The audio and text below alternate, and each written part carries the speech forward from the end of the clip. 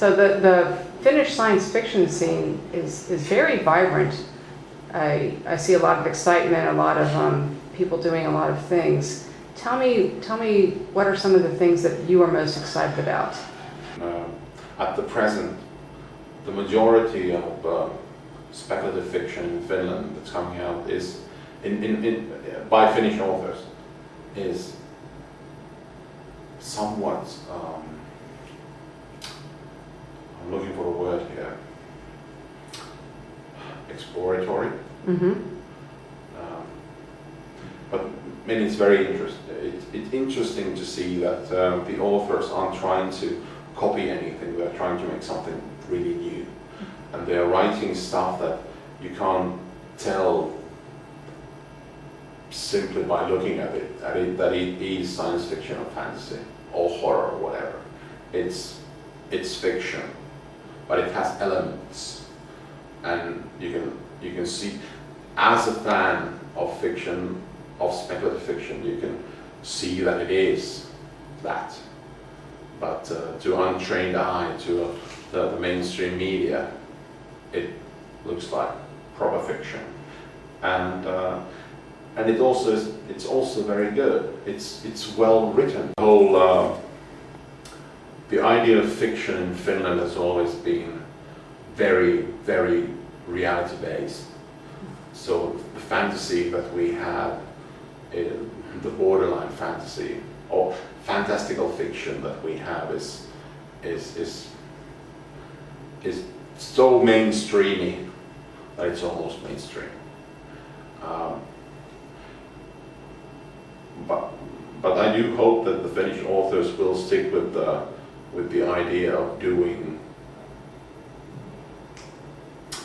stories that have that element of Finnish personality in them, like Johanna Sinisalo's Before Sundown, Troll the Love Story. Mm-hmm. It is very Finnish book. The characters there are very Finnish. You can feel the Finnishness in them.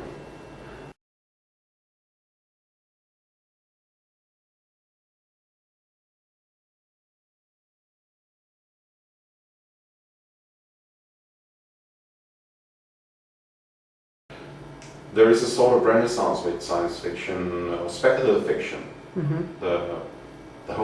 All of the genres in Finland, the barriers are breaking. The borderline fiction, Pasi Jääskeläinen, Marek Deronen, Lena Kruun, Johanna Sinisalo. Mm-hmm. There's a lot of stuff happening. So a collection with short stories from Finnish writers are already there. But there are several very interesting foreign authors with the stories which we are unable to get. One of the major reasons is, even though we have a very vibrant and wonderful magazine culture in Finland, is that the magazines are unable to publish longer or novellas and novelettes. They can really publish short stories. And one of the things that we wanted to do, we wanted to publish a number of longer stories, which the only way to publish really is a collection of those. And none of the major publishers were interested in that one. So Kirjala, which is a small-time independent business, did the incredible thing of publishing this book.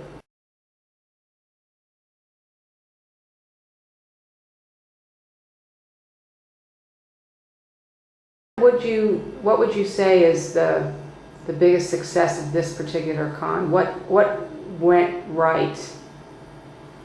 Very few things went wrong. Mm-hmm. We had the right guest of honors. We had the right program. I'm especially proud of the program because that was mainly my doing. I took control of the programming, and I'm especially proud of that, even though it sounds boasting, and we Finns do not boast of these things. We're very shy and hush-hush about these things.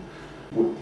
We did it with Animecon, and of course the majority of people there were anime fans, because they're so visually pleasing to the eye, and if you look at a crowd and there's an anime person around, your eyes catch it. Oh, it's anime convention.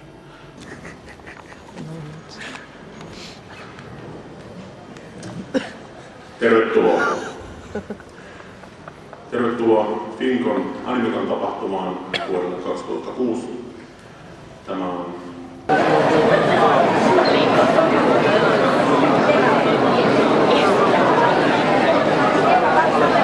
gently assessing the state tissue where Lila's muscle skips with the prosthetic engineered biosynthetics and metals. Nyt se on vaan semmoista likööriä. So I don't need to get any now. Well, maybe 220. And before we knew it was 315 pages, and they were cursing a blue streak at us. And I kept saying, no, don't worry, it'll do well. And they're like, well, we hope so, because if we go down as the publishers of a fake disease guide that did terribly, we're not going to be very happy.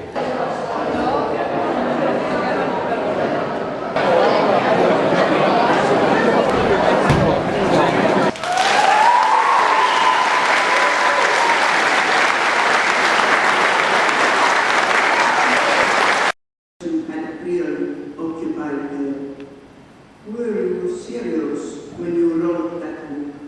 She asked.